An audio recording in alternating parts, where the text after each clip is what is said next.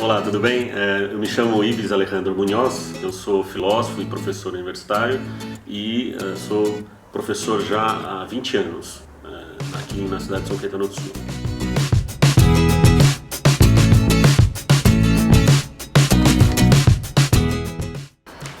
Eu acho que a principal escolha de ter sido filósofo foi a curiosidade, que foi a mesma que me levou para ciências, né? Então, antes de eu estudar filosofia, eu acabei estudando ciências na Universidade de São Paulo e depois de tanto acabar estudando ciências, as questões do universo, todo esse tipo de coisa, acabaram me levando para a filosofia, que é uma mãe de todas as áreas do conhecimento. E aí eu fui embora, acabei ficando na filosofia e estou até hoje. A primeira coisa que faz o filósofo é ser uma pessoa que é apaixonado por conhecer as coisas. Se você olhar a história da filosofia, você vai ver que todos os filósofos eram apaixonados por alguma coisa.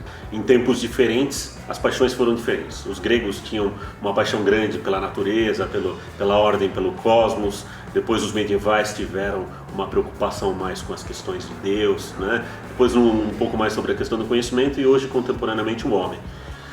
O filósofo produz perguntas, produz questões. A questão básica da filosofia é você levantar questões. Dificilmente você tem um conhecimento pronto, geral, abrangente, definitivo.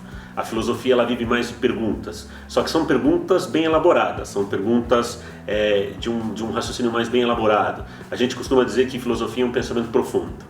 Do que você quiser. Você pode falar de futebol, você pode falar de poesia, você pode falar de arte, pode falar de ciência, pode falar de religião, desde que seja bem elaborado, um pensamento mais crítico, um pensamento um pouco mais profundo do que o senso comum, daquilo que a gente observa no dia a dia.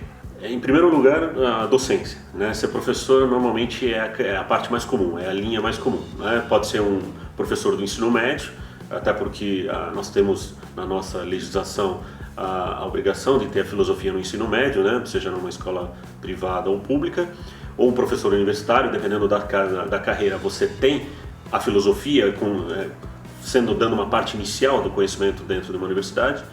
Pode ser também como consultor, né? Você tem consultoria, por exemplo, na área da política, na área da ética, né? Você tem vários meios de comunicação que gostam de contratar o filósofo, porque o filósofo tem um olhar um pouco mais crítico. Inclusive aqui no Brasil nós temos dois grandes filósofos que eu tive o prazer de conhecer, que são filósofos que estão sempre na mídia, que é o Luiz Felipe Pondé, que é colunista da Folha de São Paulo e é professor da PUC, e o Mário Sérgio Cortella, que foi professor da PUC e hoje é palestrante no Brasil todo. Também existe o ramo das palestras, né, dos eventos que você pode fazer, e aí você pode também falar dentro de empresas, né, você pode falar sobre as questões da vida, as questões agoniantes das pessoas, tem inúmeros ramos, né?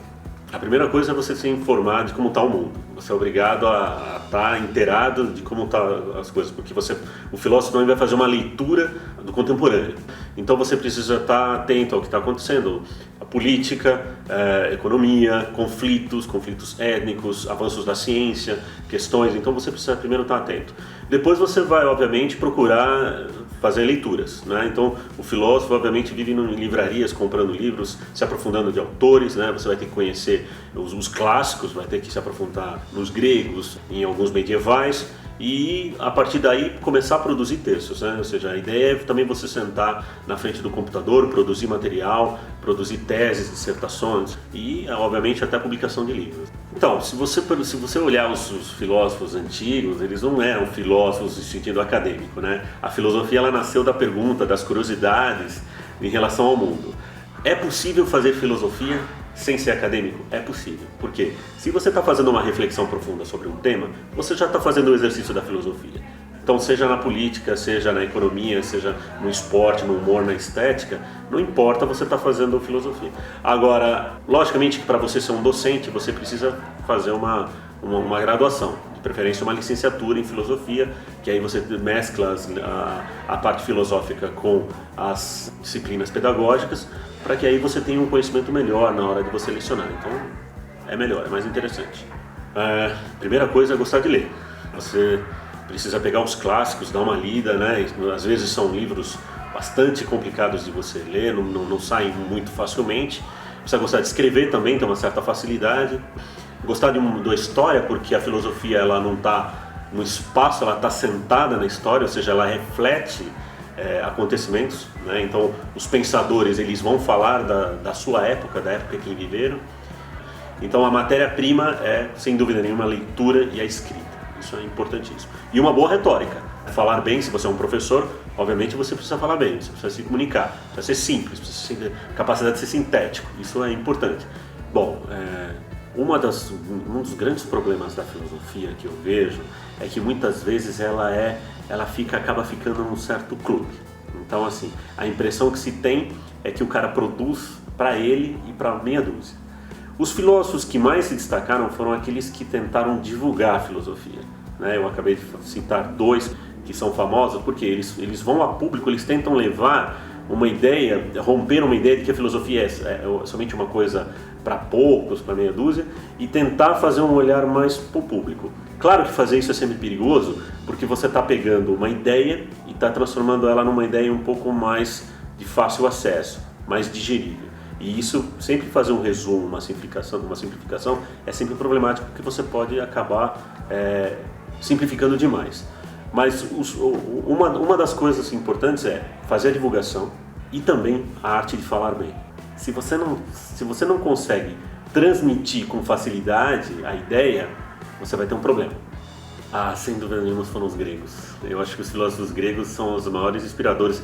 E eu posso te falar uma coisa que às vezes a gente observa na filosofia, à medida que a gente vai avançando com ela, nas questões, porque nós não mudamos muito. As questões que afligem hoje o ser humano, as questões existenciais da natureza humana, para onde nós vamos, de onde viemos, esse tipo de coisa, são perguntas que sempre existiram. Pode ter mudado uma outra coisa, nós ficamos mais tecnológicos, ficamos um pouco mais ralos em relação à maneira como a gente convive, mas as perguntas são as mesmas. Então, as mesmas perguntas que nós temos hoje existiam no passado, mas os gregos eles falaram praticamente tudo que existe. É difícil encontrar um tema que os gregos não falaram. Então, quando você pega a figura de Sócrates, por exemplo, ou de Platão, de Aristóteles, ou de Epicuro, esses caras eles foram geniais. O filósofo Nietzsche ele costumava dizer isso, que os gregos disseram quase tudo, o resto é nota de rodapé. Eu, particularmente, sou muito, muito fã dos gregos, principalmente da figura de Sócrates. Sócrates foi o primeiro filósofo a trazer a filosofia para o dia a dia. Ele nunca escreveu nada, ele não deixou nada escrito. Ele andava pelas ruas, conversava com as pessoas, ele parava e perguntava o que é justiça para você, o que é virtude, o que é Deus. Então ele fazia uma filosofia que a gente chama de filosofia do dia a dia, uma filosofia de rua mesmo. Quando a filosofia se tornou mais acadêmica, quando ela se tornou mais formal, quando ela foi para dentro das universidades, ela se tornou um pouco quadrada, um pouco fechadinha, parecia que ela ficou presa dentro de uma caixa de sapatos.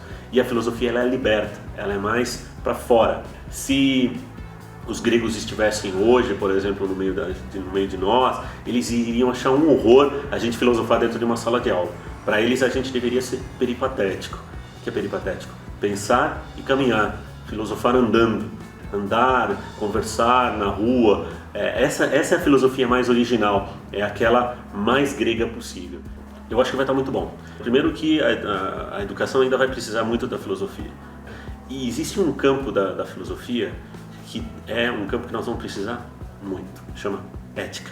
A ética não é só dizer o que é certo e o que é errado, a ética normativa, mas é dizer como que nós estamos vivendo, como que nós queremos viver o futuro. Nós precisamos de ética o tempo todo, nós precisamos de ética para saber como gerenciar empresas, nós precisamos de ética para saber como nós criamos os filhos, nós precisamos de ética para dizer como me comporto na sociedade, que tipo de política eu desejo. Então é engraçado, porque quanto mais a gente avança como sociedade, mais urgência se faz em alguns ramos, né, da filosofia, em especial a ética e a teoria do conhecimento, que é se perguntar como que a gente aprende as coisas, como que a gente conhece as coisas. Então o filósofo é um campo que voltou, ele ficou durante muito tempo sem filósofo aqui no Brasil. Nós tivemos a perda da filosofia na época da ditadura militar, do regime militar, e a partir de 2007, 2008 começou a volta. Então nós vamos ter um campo aí grande para gente que quer escrever, para gente que quer pesquisar sobre a área, né, para gente que quer falar. Hoje nós temos, por exemplo, conflitos étnicos, religiosos ao redor do mundo. Por que existe então esse fundamentalismo religioso? Né? Então o filósofo pode fazer esse olhar mais crítico, Ele pode fazer parte de uma mídia escrita ou de uma mídia televisiva e dar o seu ponto de vista, sempre com aquele cuidado de não dar uma resposta pronta, mas de fazer uma pergunta: por que está vendo isso? Que mundo que a gente quer viver? E que mundo a gente vai deixar? Qual é o legado que a gente vai deixar para os nossos filhos e netos? Às vezes em reuniões assim com pais, os pais falam: nossa, mas o meu filho precisa de ética. Eu falei: não, o problema hoje a família precisa de valores. Não, nós temos valores. A gente precisa dizer quais são os valores que a gente quer em primeiro, em segundo, em terceiro, em quarto. Não há falta de valores. Valorizar. O que a gente precisa saber é colocar uma escala de valores. O que a gente precisa? Como é que a gente constrói um Brasil melhor? Como é que a gente constrói uma sociedade melhor, mais justa, mais igualitária? E eu acho que esse é um campo aberto ainda. E é bem-vindo todo mundo que quiser. Então, como de maneira geral as pessoas começam na docência, você tem de tudo. Você tem desde salários que são relativamente baixos para quem está começando, como salários de professores universitários que não são ruins. Num colégio do estado, que seria o básico, um colégio municipal, você vai ter um salário de R$1.800, R$1.900 para início, para uma carga cheia de aula, e depois, com o passar do tempo, você vai pegando aulas à noite, aulas fazendo uma pós-graduação, e aí, obviamente, o saldo vai aumentando. Eu acho que se você quer fazer uma introdução à filosofia, os livros do Mário Sérgio Cortella, sem dúvida, hoje são os melhores. O Mário Sérgio Cortella tem um livro que eu acho que todo mundo deveria ler, chama Qual é a Tua Obra? Ele é um olhar, uma reflexão, né? Ou seja, um olhar para dentro, onde você vai se perguntar o que você quer, se você quer ser administrador, da onde vem esse despertar? Qual é a tua obra? O que você veio? Né? O teu vocário, o teu chamado. Luiz Felipe Pondé também tem um que é muito bom, que é a Era do Ressentimento, o Guia Politicamente Correto da Filosofia e tal. Então, são livros bacanas para a introdução. É complicado, por exemplo, às vezes muitos alunos falam para mim: professor, eu quero ler Nietzsche. O Nietzsche é uma figura polêmica e Nietzsche é assim, ou você o ama ou você o odeia um pouco, né? E as pessoas falam: eu queria ler Nietzsche. Então, Nietzsche é um pouco mais pesado, é um pouco mais complicado. Você vai ler o Sartre, né, o Ser e o Nada, vai ler o Ser e Tempo, o Heidegger. São filósofos que você precisa ter um pouquinho mais de conhecimento em filosofia para você ler.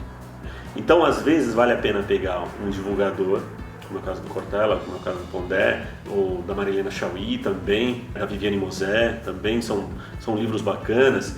E um outro chama Não Nascemos Pronto também, é um excelente livro dele, que o Cortella fala que quem nasce pronto é geladeira, micro-ondas, tênis. A gente não, a gente se faz pronto, né? A gente não nasce pronto, a gente nasce não pronto e fica pronto durante a vida.